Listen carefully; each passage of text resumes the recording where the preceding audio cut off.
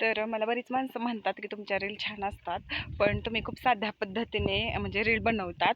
तर मेकअप वगैरे जरा करत जा, म्हणजे रील चांगल्या असतात पण थोड्याशा मेकअप वगैरे करून करत जा.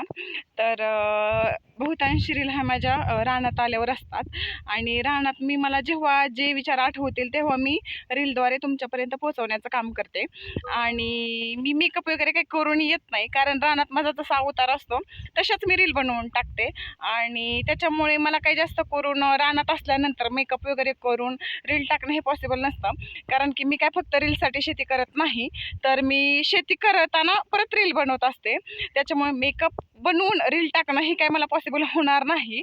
आणि जेव्हा मी म्हणजे मेकअपमध्ये किंवा चांगल्या अवतारात रील टाकेल तेव्हा बहुतेक मी काहीतरी कार्यक्रमात असेल किंवा अजून काही कारण असेल.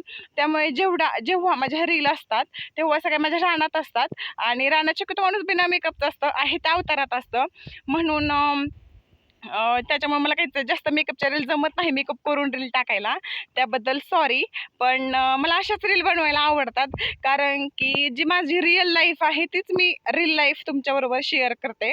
आणि थँक्यू, तुम्ही माझ्याबरोबर इतकं छान पद्धतीने व्यक्त होतात, कमेंट, लाईक, व्ह्यू देतात, त्याबद्दल थँक्यू सो मच.